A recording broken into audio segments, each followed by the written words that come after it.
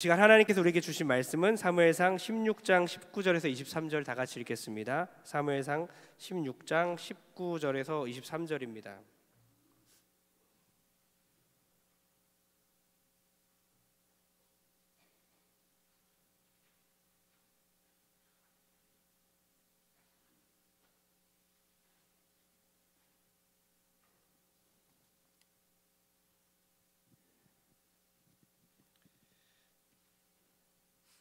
다 같이 교독하겠습니다. 제가 먼저 읽겠습니다.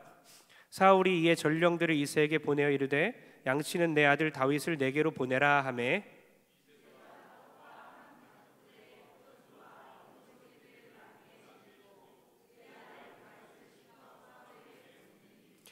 다윗이 사울에게 이르러 그 앞에 모셔섬에 사울이 그를 크게 사랑하여 자기의 무기를 드는 자로 삼고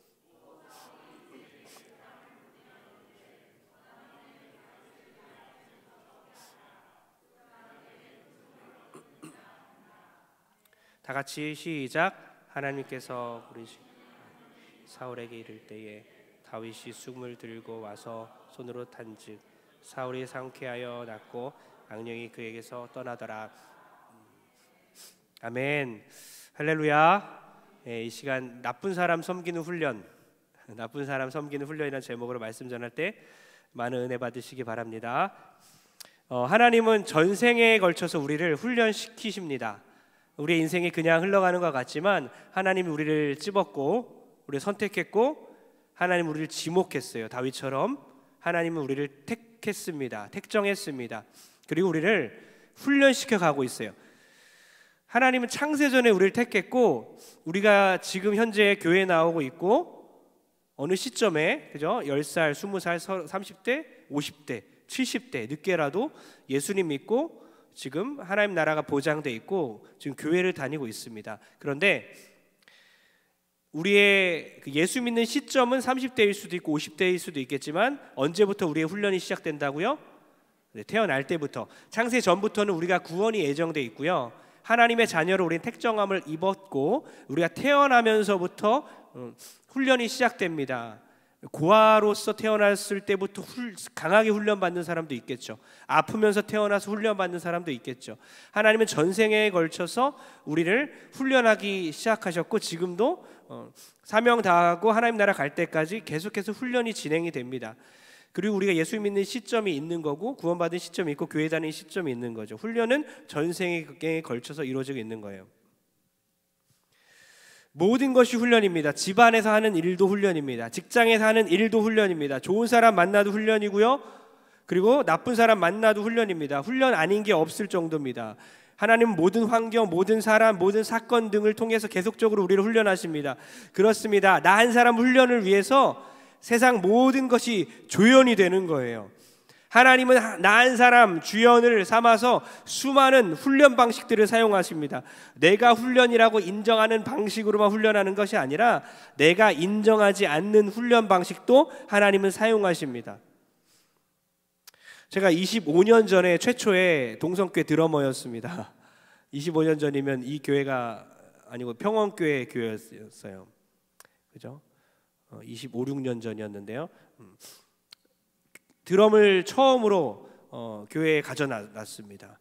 그래서 칠 사람이 없어서 저보고 치라고 해서 처음에 치는데 저를 가르쳐준 분이 어떤 목사님이셨어요. 부목사님 중 한 분이 옛날 밴드에 계셨던 것 같아요. 드러머였던 것 같아요. 그분이 저에게 가르치는데 베개를 열심히 두들기라고 합니다. 저는 막 앉아서 막 드럼을 뭐 8비트, 16비트 하면서 아까 우리 김지영 지사님 너무 잘 치시잖아요. 저렇게 뭔가 이렇게 할 줄 알았어요.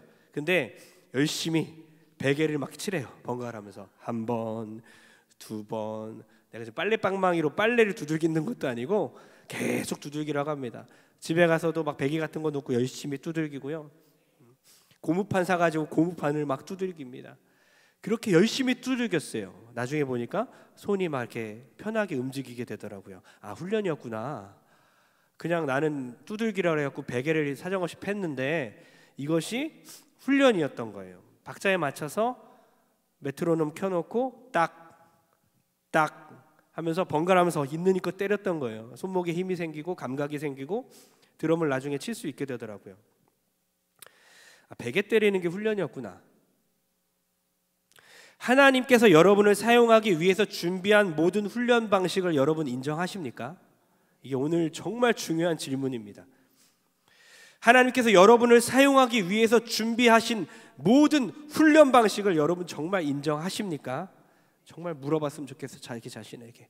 나는 하나님께서 때로 너무나 가혹할 정도로 훈련 방식을 택할 수도 있고, 때로 너무나 하찮을 정도로 사소한 것을 하라고 할 때도 있는데, 하나님께서 여러분을 사용하시기 위해서 준비시키는 모든 훈련 방식을 여러분 인정하십니까? 할렐루야!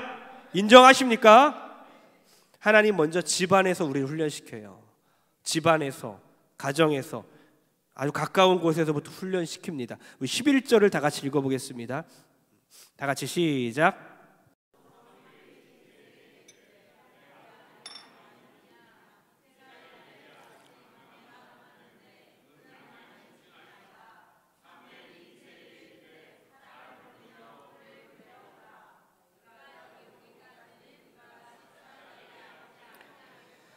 아멘. 지금 사무엘이 이르되 내 알들이들이 다 여기 있느냐. 처음에 사무엘 선지자가 이스라엘 백성들을 이끌 왕을 뽑기 위해서 이새에게 아들들을 데려오라고 하죠. 이새가 몇 명의 아들을 데려왔습니까? 7명이죠. 맞습니다. 7. 외우십시오. 7명의 아들을 데려왔어요. 이새에게 왕을 뽑아야 되니까 지금 왕에게 기름을 부어야 되는데, 왕이 될 사람에게 기름 부을 거니까 아들들 데려와라 했는데 몇 명 데리고 왔다고요? 7명 데리고 왔어요. 여기에 다윗이 있었나요? 없었습니다. 이새 아들들은 몇 명이었어요? 8명이었는데 7명만 데리고 왔어요. 모두 선부였습니다. 근데 사무엘이 다 아니라고 하는 거예요. 하나님께서 아니라고 하시니까 사무엘이 물어봤죠. 이새에게, 야, 너의 아들들이 다 여기 있나요? 다 여기 있나요? 물으니까 이새가 대답합니다. 아직 막내가 남았는데. 이새가 이르되 아직 막내가 남았는데, 아직 막내가 남았는데 그는 양을 지키나이다. 다윗은 아버지의 눈에는 그저 철딱선이 없는, 철없는 막내일 뿐입니다. 어린 아이예요. 왕의 후보로 이름을 올리지 못했던 그런 어린 아들입니다. 한 15살 정도예요. 누가 그를 보고 있습니까? 누가 그를 주목하고 있나요? 하나님께서 그를 보고 있는 거예요. 하나님이 보셨습니다. 하나님이 킹메이커입니다. 이새가 킹메이커가 아니라, 사무엘이 킹메이커가 아니라 하나님이 킹메이커인 거예요. 하나님은 왕을 만드는 사람입니다. 다윗은 그저 목동이었지만 다윗은 집안에서 훈련받고 있었던 거예요. 하나님이 세우고자 하시면 아무도 막을 자가 없습니다. 바로 하나님만이 킹메이커라는 거죠. 다윗은 그저 목동이었지만 훗날 골리앗을 무너뜨릴 수 있는 강한 능력을 지금 연마하고 있었던 겁니다. 가정에서 말이죠. 그러니까 하나님은 현재 우리가 처한 상황 가운데서 그것이 아무리 하찮아 보일지 몰라도 그 능력을 통해서 하나님은 위대한 일을 하실 줄 믿습니다.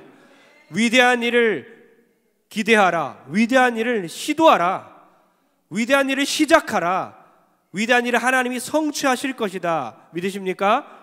하나님은 우리가 현재 처한 상황 가운데서 그것이 아무리 하찮은 일일지 몰라도 우리가 하고 있는 그 능력을 통해서 하나님은 위대한 일을 행하시는 거예요. 그러니까 다윗은 들에서 양을 지키기 위해서 사자와 싸우고 곰과 싸우면서 뭘 향상시킵니까? 전투력을 향상시킵니다. 싸울 능력을 기르고 있었던 거죠. 그는 알지 못했죠. 그가 왕이 될 거라고 생각했을까요? 골리앗이라고 싸울 거라고 생각했습니까? 상상도 못하죠. 골리앗이 누군지도 몰랐겠죠. 블레셋 군인과 싸운다고 생각이나 했겠습니까?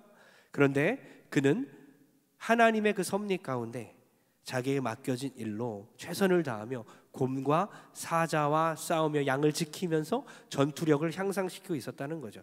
그러니까 골리앗을 무너뜨릴 전투력은, 그 능력은, 블레셋 전체를 완전히 제압할 수 있는 그 놀라운 능력은, 그 용사의 능력은 집안일을 통해서, 하찮아 보이는 일을 통해서 단련받고 있었다는 것입니다. 여러분 그거 아십니까?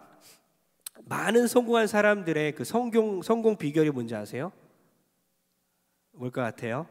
많은 사람들의 그 성공 비결이 있습니다. 오늘날 세상에서 성공한 사람들 그 비결이 뭔지 아세요? 다 같이 한번 따라했으면 좋겠습니다. 집안일. 예, 왜 안 믿으세요? 좀 더 크게 해볼까요? 집안일. 오늘 잘못 걸렸다. 오늘 집에 가서 집안일 하게 생겼다. 여러분, 발달 심리학자 리처드 랑드는 이런 말 했습니다. 사진 한번 보여주실래요?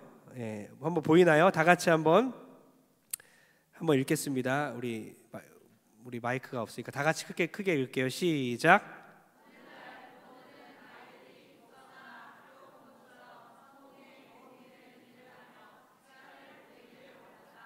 그런데 아이러니하게도 우리는 아이를 성공으로 이끄는 입증된 한 가지를 하지 않고 있다. 바로 집안일이다. 집안일이라는 거예요. 그러니까 오늘날 부모들은 아이들이 독서나 학교에서 공부하는 것처럼 성공에 도움되는 일을 하기 원하는데, 놀랍게도 아이러니컬하게도 우리는 아이를 성공으로 입증된 한 가지를 안 하고 있다는 거죠. 바로 집안일이라는 거예요. 어떠십니까, 여러분? 집안일을 잘하는 학생들 한번 손 들어보실래요? 우리 집안일 하고 있는 학생들 있나요?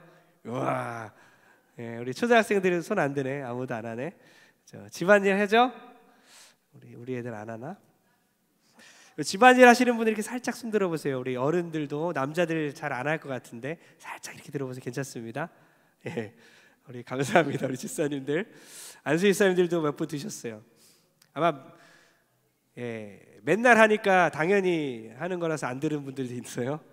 너무 많이 하니까. 설거지하는 분들 있죠. 우리 어르신들 중에 남자들 가운데서도 쓰레기 버리는 분도 있죠. 그죠? 어떤 엄마가 올려놓은 글이 있었는데 좀 재밌었는데요. 21개월이면 저희 둘째가 이제 23개월인데 21개월 더 어려요. 저희 둘째가 아니라 저희 셋째가 23개월인데 21개월짜리 아이가 하는 집안일 해서 이렇게 글에 올려놨더라고요. 21개월짜리 꼬마예요. 2살짜리.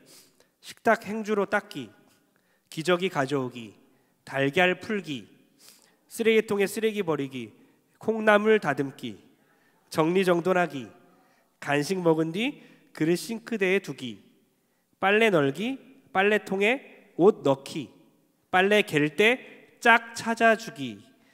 그러니까 이 2살짜리 애도 계속 시키는 거예요. 너 이 집안일 하라고. 같이 하면서 시간 가는 줄 모르고 엄마는 뿌듯한 거죠. 우리 집 막내도 이제 2살짜리인데 집안일을 가끔씩 도와요. 제가 일부러 시킵니다. 물티슈 하나를 줘요. 그러면 자기 미끄럼틀을 닦습니다. 집에 플라스틱 미끄럼틀이 있는데 열심히 닦아요.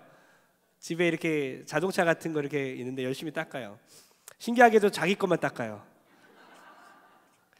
집안일을 통해서 성취감을 맛보고 나중에 성공에 지대한 영향을 미친다는 사실이 이렇게 조사 가운데 드러났다는 거예요.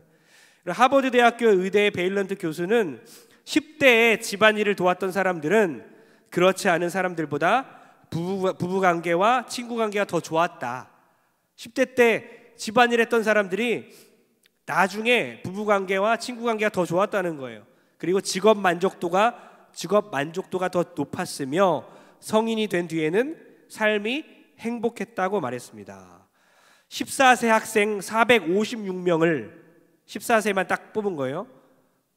다윗처럼 그런 청소년 같은 456명을 뽑아서 47세까지 추적 조사한 결과 10대 때 집안일을 거들었던 학생들이 성인이 된 후에는 더 성실했다는 평가를 받았고 중년기에 들어가서는 가정을 유지하는데 행복지수가 더 높았다.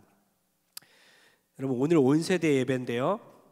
우리 학생들 오늘 집에 가서 내일부터 집안일 할 거죠? 우리 학생들은 할 거죠? 예, 대답 안 하고 지금 무슨 말 하는지 모르고 있어요. 일부러 딴척하고 있는 것 같아. 우리 모두 다 집안일 하실 거죠? 아멘.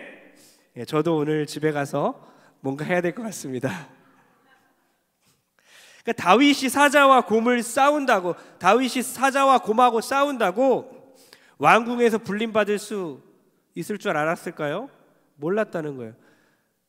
양을 치면서, 양을 지키면서 그 들짐승들과 싸우면서 훗날 자기가 백성들을 위해서 골리앗과 싸우는 용사가 될 줄 알았을까요? 몰랐다는 겁니다. 여러분, 연단을 받는다는 것은 그렇습니다. 내가 원하는 곳에서 받는 것을 말하는 게 아니에요. 내가 훈련 받는다는 것, 연단 받는다는 것, 하나님한테 내가 지금 다듬어지고 있다는 것, 그렇게 하나님께서 나를 훈련시키고 있다는 것은요, 내가 원하는 곳에서만 훈련받는 걸 말하진 않습니다.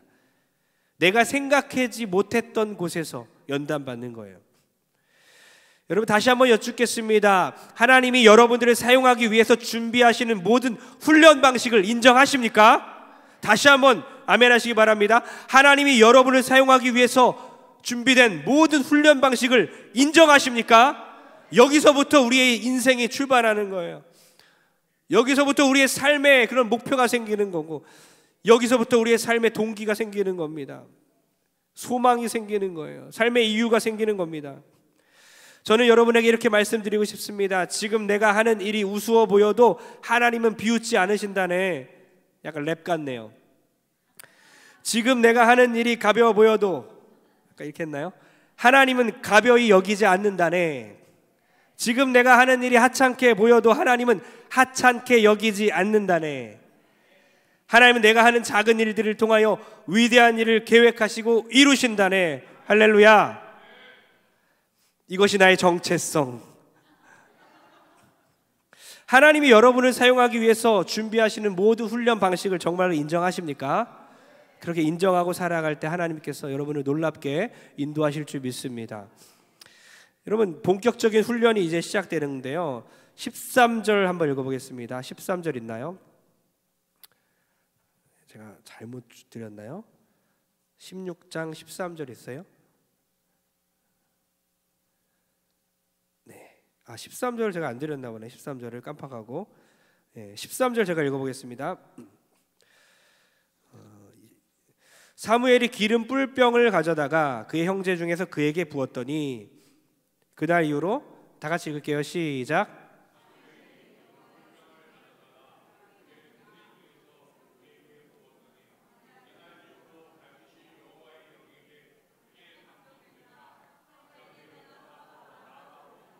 아멘. 좀 이따 제가 14절도 읽을 건데요, 제가 잘못 드린 것 같아요. 지금 다윗의 이름이 처음 등장합니다. 이제 처음 등장하는 씬입니다. 다윗이 여호와의 영에 크게 감동되니, 다윗이 여호와의 영에 크게 감동되었다는 것은요, 하나님의 영에, 성령의 충만함을 받았다, 성령의 지배를 받았다라는 뜻이에요. 그러니까 하나님이 사람을 세우고자 하니까 그 사람은 그때부터 성령 충만하게 됩니다. 순서는요, 하나님이 먼저 세우고 그 다음 성령 충만하게 됩니다. 즉 여러분이 나는 아직 미흡하다, 나는 부족하다고 생각한다면 그것보다 좋은 자격 요건은 없다는 거죠. 저 또한 그렇습니다. 사람을 세울 때 교만한 사람들, 나 아니면 안 돼 라고 하는 사람들 저도 세울 수가 없어요. 그 사람이 아니라도 하나님은 반드시 사람을 세우십니다. 그렇게 지금까지 동성교회를 이끌어 주셨어요. 하나님이 사람을 세울 때 그 사람은 자기가 부족하다고, 연약하다고 생각하는 그 마음이면 충분합니다. 그래야 하나님이 사용하시기 때문입니다. 그러니까 하나님은요, 먼저 선택하시고 성령 충만함을 또 부어주시는 거예요. 미흡하지만 연약하지만 나는 아무것도 못합니다. 하나님, 나는 부족합니다. 그 사람을 하나님이 사용하실 수 있을 줄 믿습니다. 14절 준비됐으면 한번 읽어봤으면 좋겠는데요, 제가 읽겠습니다. 여호와의 영이 사울에게서 떠나고 여호와께서 부리시는 악령이 그를 번뇌하게 한지라. 다 같이 한번 더 읽을까요? 시작. 여호와의 영이,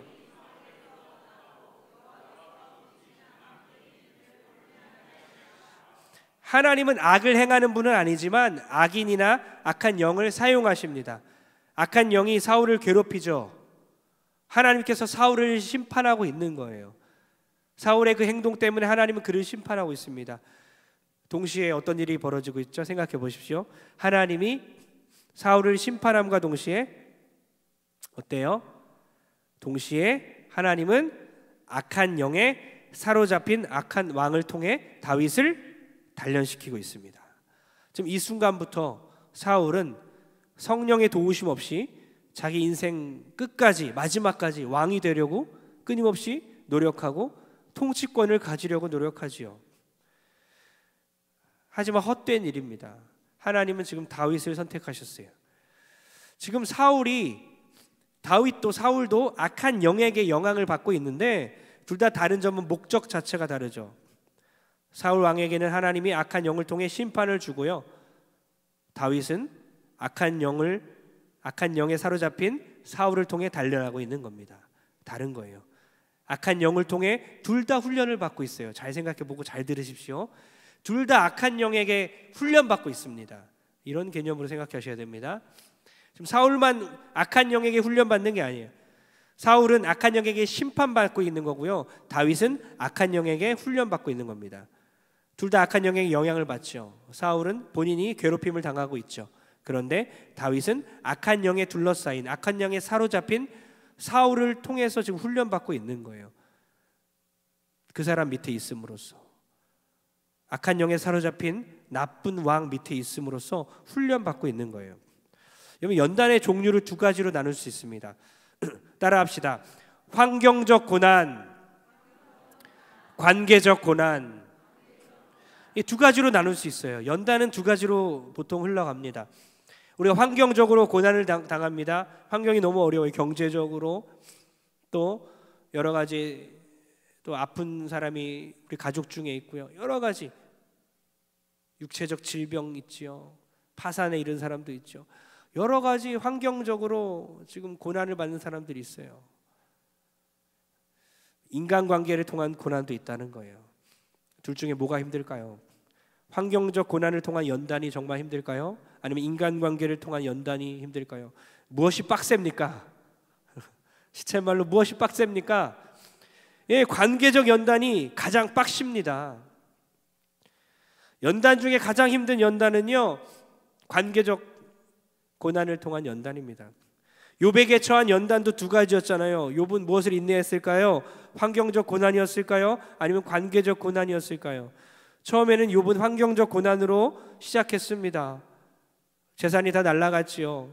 자녀들이 다 죽었습니다. 완전히 패가 망신했어요. 자기 몸에 질병까지 생겼습니다. 귀화장으로 막 긁고 있습니다. 끝난 인생입니다. 환경적 고난에 완전히 지금 연단을 받고 있습니다. 그런데 그것이 관계적 연단으로 이어가면서 더 큰 고통을 받게 되고 욥기서가 계속 끝까지 진행이 돼가고 있습니다. 그리고 관계적 연단이 끝남으로써 해결이 되죠. 저는 그렇게 읽게 되더라고요. 그렇게 바라보게 됩니다. 욥은 환경적 고난으로 시작했지만 관계적 고난이 지속되는 거였어요. 아내가 그를 버렸고요. 친구들이 그를 정죄했고요. 하나님께 버림받은 것 같은 관계적 고난이었습니다. 뭐라고요? 아내에게 버림받았고요. 친구들에게 정죄받았고요. 하나님께 버림받은 것 같은 관계의 끊어짐, 관계적 고난, 관계적 연단이었다는 거예요. 여러분, 다윗이 지금 초고속 승진하는 것은요, 그에게 기쁨이었을까 고난이었을까 생각해 봤습니다. 다윗이 지금 초고속 승진하고 있습니다. 갑자기 지금 왕의 밑으로 들어갔습니다. 이것이 기쁨일까 고난일까요? 여러분, 양치기로 살았을 때가 더 행복하지 않았을까요? 왕이 되기 위해서 그가 겪어야 하는 숙명은 고난이었어요. 관계적인 고난이었습니다. 사울 왕, 나중에 장인 어른이 되죠. 그에게 평생을 쫓겨다니요. 그가 2번이나 창을 던지는데 그 창을 피하죠. 평생 동안 장인 어른한테서 쫓겨다니는 목숨을 이어가기 위해서 방황자로 살아가죠. 그리고 아들에게 반역을 당하죠. 믿었던 사람으로부터 저주를 당하죠. 이 관계적 연단이 얼마나 끔찍하고 힘들었을까요? 여러분, 사람이 죄짓기로 작정하면요, 승진하면 좋은 거예요. 승진하면 좋은 겁니다. 죄 지을 거니까, 높아지니까 좋은 거예요. 근데 사명을 갖고 살아가기로 작정하면요, 승진은 별로 의미가 없어요. 높아지는 건 의미가 없습니다. 인생의 목적이 성공이냐 성품이냐, 내가 무엇을 위해 살아야 할 것이냐, 성공이 아니라 뭐죠? 우리의 인생의 목적은 성품인 줄 믿습니다. 성공하기 위해 살아가는 게 아니잖아요. 그런 사람 있습니까? 성공해야지, 성공해서 우리 동성교회를 도와야지. 안 그래도 돼요.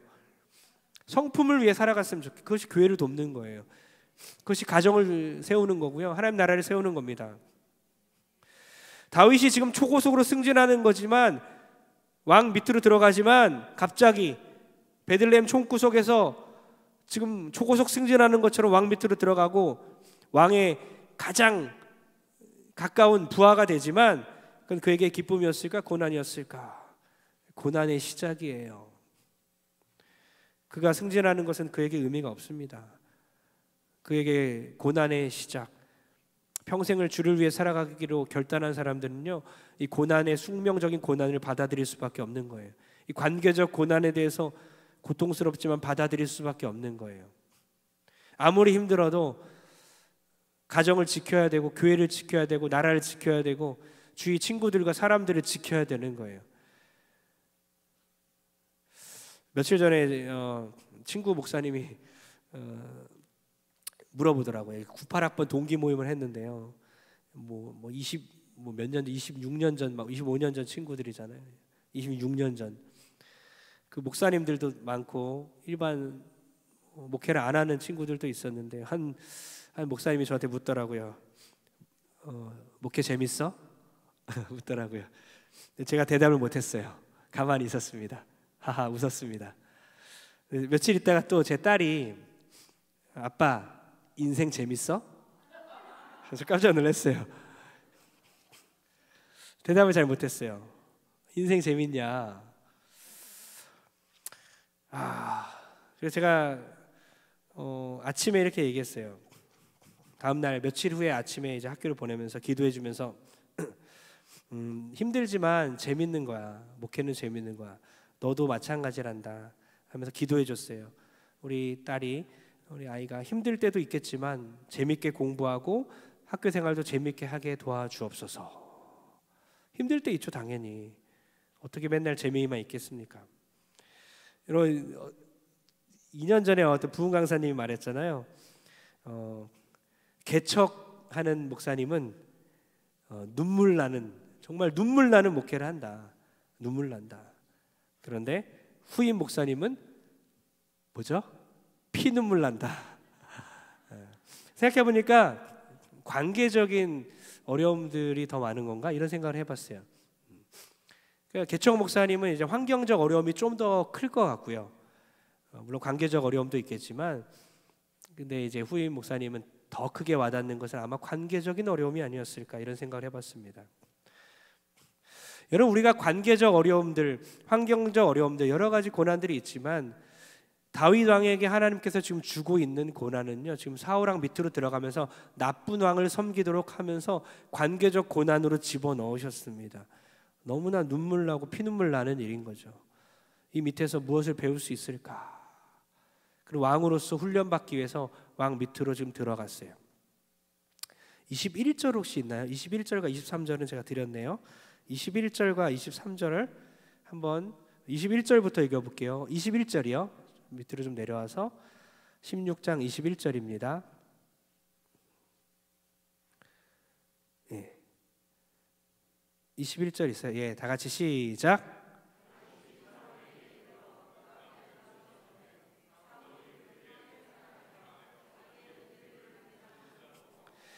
예, 사울 왕이 이제 다윗을 무기 드는 자로 삼았습니다. 무기 드는 자. 무기 드는 자는 뭐냐면, 그 당시에는 무기 드는 자가 아주 중요해요. 왕이 어디 갈 때 무기를 들고 따라다니는 건데요, 낮은 그런 직급의 부하가 아닙니다. 아주 높은 사람, 왕 같은 사람, 높은 사람 옆에 가까이 따라다니며 수행하는 사람이에요.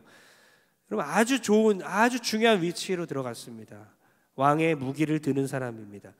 그리고 권력자의 사랑을 받고 있어요. 권력자의 그런 총애를 받고 있는 상태입니다. 그러나 너무 좋아할 필요 없습니다. 권력자와 너무 가까이 있어도 너무 좋아할 필요 없어요. 결국 아까 말씀드렸듯이 창에 2번이나 창을 피했잖아요. 창을 던져요, 막 죽이려고. 그는 무기 드는 자로 뽑힌 게 아니라고요. 무기 드는 자로 그가 뽑힌 게 아니라 악한 왕을 섬기는 훈련을 시키려고 하나님한테 뽑힌 것입니다. 우리 인생을 다 살펴보십시오. 우리가 어디에서 지금 직장 생활을 하고 있습니까? 했습니까? 어디 학교를 다닙니까? 어디서 공동체에 속해 있습니까? 교회에서 어떤 부서에 있습니까? 그곳에서 하나님께서는 우리를 겉으로 보이는 것 말고 하나님은 관계적 훈련을 통해서, 관계적 연단을 통해서 우리를 하나님의 사람으로 다듬어가고 계심을 믿으시기 바랍니다. 지금 다윗은 무기 드는 자로 뽑히는 게 아니라 악한 왕을 섬기는 훈련을 시키려고 하나님한테 뽑힌 것입니다. 23절도 읽어보겠습니다. 23절입니다.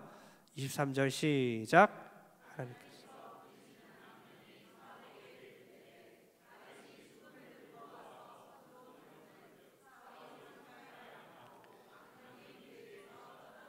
아멘.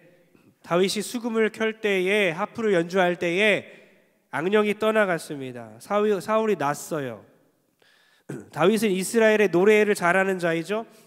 찬송지를 짓죠. 시편 얼마나 많이 짓습니까? 성가대를 조직하기도 합니다. 그렇게 악기 연주하는 사람, 음악의 대가 맞습니다. 다윗의 연주는 너무나 아름다웠고 하나님을 찬양하는 것이며, 그 연주를 들으면서 하나님이 역사하셔서 지금 악령이 사울에게서 떠나게 하셨습니다. 그런데 제가 정말 말씀드리고 싶은 것은 뭐라고요? 그가 무기 드는 자도 아니었고요, 그가 용감한 자였기 때문에 여기 있는 것도 아니고요, 그가 지금 찬양사역 훈련을 하는 것도 아닙니다. 그는 무슨 훈련을 받고 있다고요? 악한 왕에게 훈련받기 위해서 지금 밑으로 들어간 거예요. 그 악령을 퇴치하는 것 중요합니다. 악령 퇴치사입니까? 찬양 사역자입니까? 악기 연주자입니까? 무기 드는 자입니까? 그가 수행하는 모든 일들이 있을지라도 가장 중요한 것은 뭡니까? 그는 지금 나쁜 왕을 섬기는 훈련을 하고 있다는 거예요.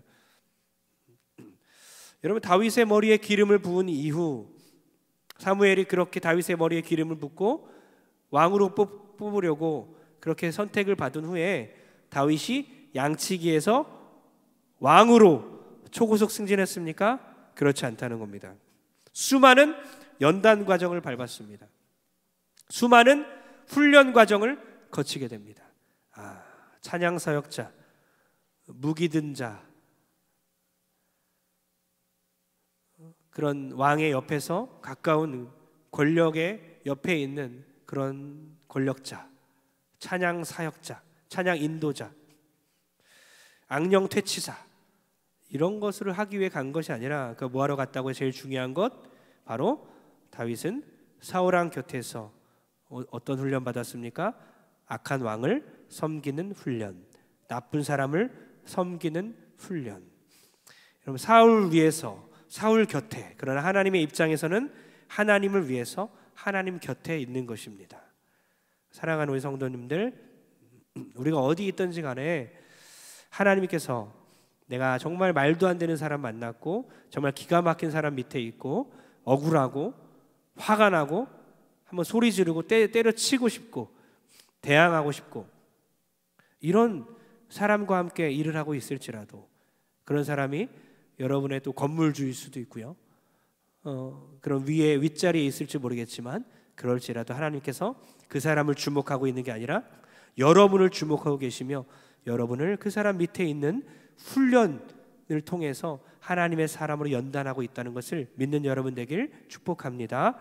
악령이 붙은 사람, 악령이 붙은 가장 높은 직급에 있는 왕, 그 왕의 오른팔처럼 가장 가까이서 왕 곁으로 갔습니다. 초고속 승진이 아니라 이대 왕이 되기 위해서 하나님이 바로 준비시키기 위해서 왕 곁으로 보낸 것이 아니라 악령의 지배를 받는 왕에게서 받는 혹독한 훈련을 받게 하기 위해서 그곳에 다윗이 배치되었습니다. 우리 사랑하는 성도님들, 회사에서도 악한 상사들, 교회에서 또 마음에 안 드는 그 윗사람이 있을 수 있죠. 어떤 리더와 함께 있습니까? 또 직장에서는 어떤 상사가 있습니까? 그러함에도 하나님께 감사하며 하나님 나를 훈련하고 계셔, 끝까지 이겨내어 하나님 영광 돌리는 여러분 되길 축복합니다. 그림 하나 보고 결론 내리겠습니다. 뭐죠? 다윗이 이렇게 아름답게 연주하고 있어요. 저 모습을 보면서 우리는 생각해야 돼요. 그러니까 수금을 타는 자, 사울 왕의 병을 낫게 하는 치료사, 악령을 떠나게 하게 하는 악령 퇴치사, 찬양 사역자, 그리고 가장 가까이에서 무기를 든 자, 이런 모습들 말고 하나님께서 그가 어떤 훈련을 받기 원한다고요? 나쁜 왕 밑에서 왕을 섬기는 훈련을 감당하게 하십니다. 그런데 이런 섬김이 바로 누구의 역할이죠? 섬기는 것이 누구의 역할이죠? 바로 왕의 역할이에요. 그는 왕을 섬기는 왕이었던 거예요. 섬기는 사람이 진짜 왕입니다. 예수님도 평생 동안 몫으로 살아가셨지만 사생애 동안 그렇게 몫으로 살아가시다가 공생의 사역을 시작했는데요, 그렇게 왕이신 그분께서도 몫으로서 누군가를 위해서 헌신하고 또 섬기는 자리를 택하셨던 거예요. 여러분들이 지금 섬기는 자리에 있을지 모르겠지만 그 자체가 왕으로서의 역할임을 기억하시고, 우리 예수 그리스도가 섬기는 왕이었던 것처럼 그 자리에서 최선을 다해 섬길 때 하나님께서 영광 받으시고 우리를 하나님의 위대한 사역자로 사용하실 줄 믿습니다. 우리 반주 주시고요, 찬양단 나오셔서 함께 찬양했으면 좋겠어요.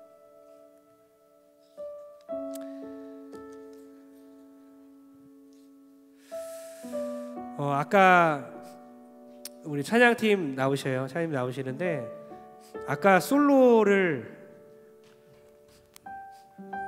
맨 왼쪽에 두 줄인가 박조의 아들이 하더라고요. 근데 희한하게도 원래 저는 이제 목사잖아요. 모든 아이들이 다 이쁘고 모든 아이들을 골고루 사랑하고, 집에서는 뭐 그럴지 모르겠지만 교회에서는 다 똑같잖아요, 저한테는. 그런데도 틀릴까봐 숨소리 하나조차도 갑자기 집중력이 생기는 거예요. 그냥 전체를 듣고 있고 전체를 보고 있는, 찬양팀 전체를 보고 우리가 찬양을 하잖아요. 근데 갑자기 현미경으로 막 들여다보는 것처럼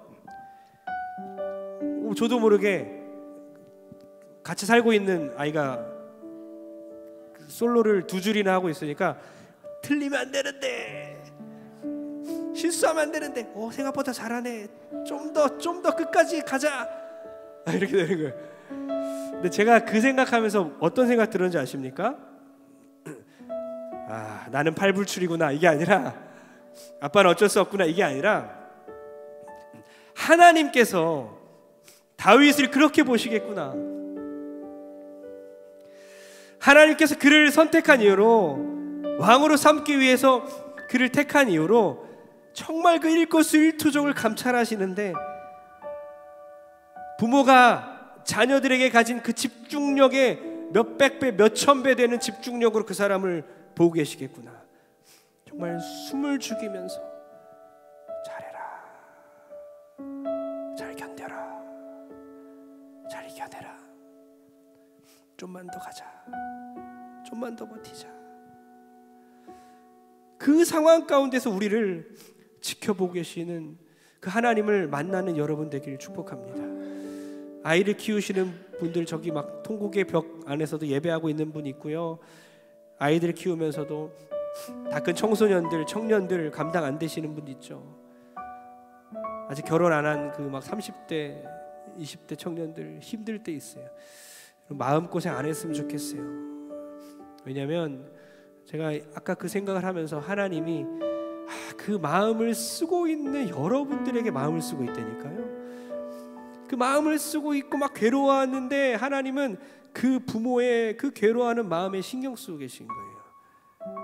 하나님은 부모부터 건강해라, 부모부터 하나님의 사랑을 충만하게 받고, 목사부터 하나님의 사랑을 충만하게 받고, 모든 리더들이, 교사들이 먼저 하나님의 사랑을 충만하게 받아서 하나님의 그 마음을 온전히 알아서 그 사랑으로 자녀들을, 다음 세대를 사랑하기를 원하십니다. 정말 다윗을 주목하시는 그 하나님, 숨죽여 바라보시는 그 하나님, 응원하시는 그 하나님의 손길을 깨닫는 여러분 되기를 축복합니다.